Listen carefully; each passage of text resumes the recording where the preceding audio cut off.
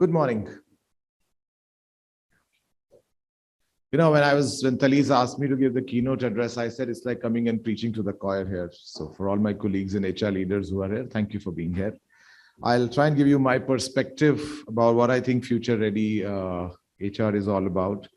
When I began my career as a management trainee some 23 years back, it was a time when HR was needed to be having a seat on the table, and that was the discussion. But that is long past. There came a time when it became about the voice on the table. That too is also past. I think today it's not the time to think about the present, it's time to think about the future. If you ask me, it's time to create that whole table ourselves and define what happens on that table. I think that is what is the need of a future-ready HR, and that will ask of us a lot of courage and conviction. Talent for a long time has been or remained the top concern for every CEO, including myself, in the organizations. But with new business model emerging and challenge of the convention ways of doing business, being changed, I think HR's role as strategic partner and change agent has taken center stage and will continue to be at the center stage. This age of digital revolution, if you ask me from an organization perspective, is also an age of opportunity for all HR professionals. How HR teams will reimagine and reinvent the function and lead the agenda for the future is something that the time will tell. But the question to ask ourselves is how prepared we are, or how prepared is the HR function? I'm only going to talk about three things today, and I'll keep it short in my view, which would redefine the organization and how HR can play a role there. First and foremost is about organization design and structures. Medium-term future would see a lot of organizations relooking at its structures and hierarchies. I don't believe that hierarchies or structures inherently have a problem. I think they are there. It is how they are used, understood, most often misunderstood and applied, that often creates a problem for a lot of organizations. It is observed that a lot of new age organizations, and I'm sure some of you are here from new age organizations, tend to become more hierarchical as they grow big because it allows better control. Challenge is how to ensure that be any layer, whatever that may exist, how does it add value to the organization? And let's look at that challenge first from a customer standpoint, and then I'll come to a workforce standpoint. Let's put customer before everything when we design the organization. What customer wants and how best and fast the organization can fulfill that should be the real challenge for HR leaders and the organization design specialists in the company. There is an increased focus on agility. A panel before us spoke about it, about agility and customer service. Organizations need to keep this in the center as we speak. Ask yourself as leaders, are your best people serving your best customers? That's the question that we need to ask. And should that be determined by the levels or the hierarchies? The problem arises when it's the other way around. You have your best customers, but they are not being served by your best people, but they are being served by the people who are at a certain level. And that's where the challenge of hierarchies come in.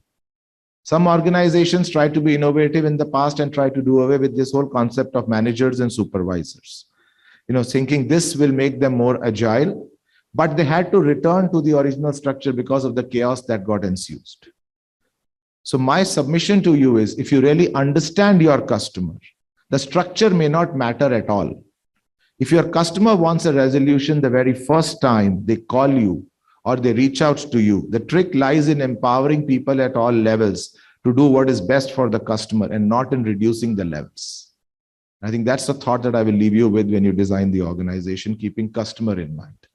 Similarly, for the workforce, the Gen Zs have entered the workforce, further complicating the whole generational dynamics within the organization. The Zs, as I call them, are innovative, enterprising, and have at their disposal vast sea of information and data that we did not have when we started our career. They prefer autonomy, they prefer ability to do things their own way. Here again is a school of thought that to make the best of this talent, they need to be left unhindered and unsupervised. There is one school that does say that.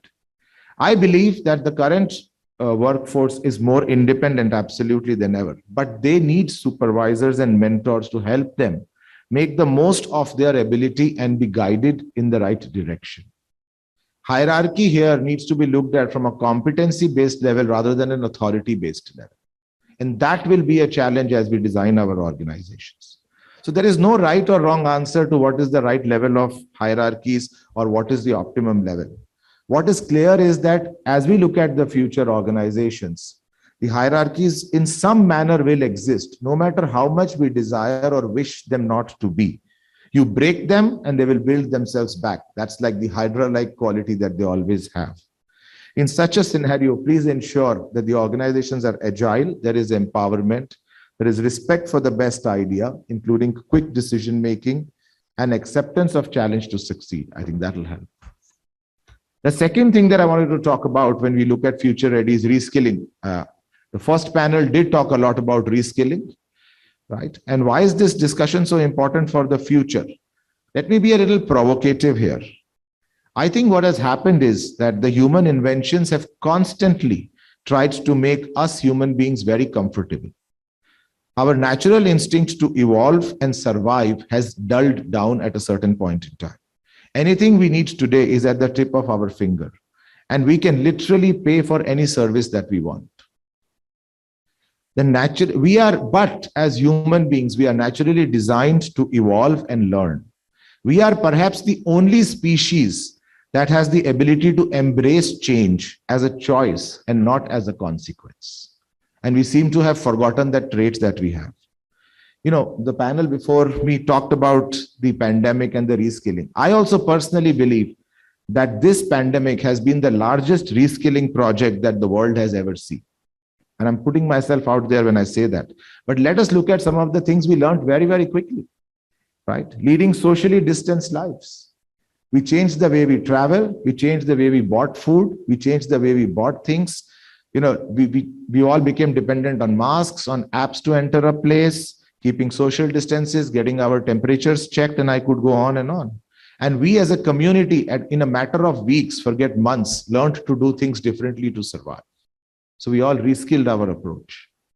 We talk about hybrid workplaces. I remember in March 2022, when the world came to a stop, as I say it, we were at loss to say how will we deliver for our customers and work from home on 28th of March as we woke up. Today, hybrid has become part of life. We are already talking about hybrid workforce, whether employees want to work 2 or 3 days from home. Is it right to call them to the office for all the 5 days, and the jury is still out? But we have learned to use governance. We have learned to use tech. We have learned to manage risks and create a hybrid environment. So that's something that's very, very new. Staying socially connected. You know, prior to COVID, we all thought about social connection was meeting somebody for a coffee, for a drink in a group or individually. The pandemic brought us to be socially connected, to have a coffee or a drink with our friends over the Zoom or over Teams. That trait has still continued. A lot of us today manage our long distance relationships, continuing the social connect that we have built, thus reimagining the whole social concept of staying connected. Someone in the panel talked about fiscal prudence. I think the moderator brought that up earlier. And again, we learned to understand what is truly essential for us. Where do we invest our money? In this age of consumerism that we were living in, the fiscal prudence came at the center stage for each and every one of us, irrespective of where we were on the earning continuum, as I call it. We all made choices of where we would want to spend and had our priorities. I personally hope that that change is sustainable as we come back into the normal world. Mental well-being. Again, if you look at it from a reskilling standpoint, it took the pandemic for us to appreciate mental well-being in an organization. Otherwise, some of the proponents of mental well-being have been talking about it for quite a few number of years, even before the pandemic. Today, it's a huge focus and a priority. And I could go on and on and on, but the point that I'm trying to make is reskilling agenda has less to do with the tools employed, a great learning and development strategy, or the management decision to reskill. Reskilling agenda in the organization has a lot to do about the right culture. When there is a need for reskilling, an individual or an employees are sold on, and you have the right culture, the action will follow. And why I'm talking about reskilling, for all the things that I talked about, sure. But that's how the work ideas and approach is going to change. There will be people who would want to work limited number of hours. We may call them gig workers. You may give them whatever names. They have a different passion to spend their time. Upskilling will be an important part of their career path. And they will want to do same jobs in different organizations. Imagine a scenario when you will have a worker who will work 20 hours in company A, 30 hours in company B, 15 hours in company C at the same time. And that would be the worker's ask of you as an organization. Why? Because the individual wants to work on 3 different topics and areas, is remote, focuses on his or her skills and earnings, and has hobbies and interests and well-being that the individual prioritizes. I think the panel spoke about the experience of life that they want to live. That will be the key driving force. And are you as a team willing or ready to have that option for future employees? A question that needs to be asked. Resource fluidity or inter-talent mobility. I think pandemic has been a great learning for us in organizations where employees wore multiple hats. We worked in cross-functional jobs, learned on the go, upskilled and reskilled ourselves. The future will belong to the organizations to institutionalize this resource fluidity and not lose it now that we are coming back to a new normal, or whatever word one may use. A workforce can only be fluid if it's agile. The hierarchical and bureaucratic organizations will find it extremely hard and difficult to inculcate these practices. A simple example that I will give you today when we look at resource fluidity is, we typically have a hiring budget. It's with the function goes and hires the resource. How I see it changing is, tomorrow you will have a resource who will work, let's say 60% in a human resource function, 30% in a finance function, because an individual majored and minored in HR and finance, and 10% on mentoring of an organization. And it will be then a challenge as to how do we manage the reporting relationships, how do we manage the budgets, how do we manage the incentives for that whole individual. Leadership roles have often been exposed to matrix reporting. It's time that we acknowledged that matrix reporting will come at entry levels or middle of the organization. The third piece that I wanted to talk about was redefining the work practice. When we look at a future-ready organization, we have to be cognizant of the fact that we will have a mix of digital doers and machines. Have you ever thought of how the organizations will change once the generation of digital doers, and they are one below the Gen Z, is how I see it, enter the workforce, and that too they work along with machines as their co-workers? If you have not, then you're already late. HR teams and organizations need to think how they can tap into the potential of a generation that is being born when internet and social media was blooming, and will work with machines as their colleagues. We will have to redefine the basics of the organization and rebuild it, keeping some parts and inventing the new parts as the HR function goes along. As work evolves, and as I look into the future, my guess is in next 10 years, you would have 60 to 40% ratio of people, machines in some kind doing jobs and sharing jobs, if not more. This will lead to redefining of the workplace. Today, we are struggling with humans at the center to say whether it's a hybrid workforce, whether it's back to office, whether it's remote.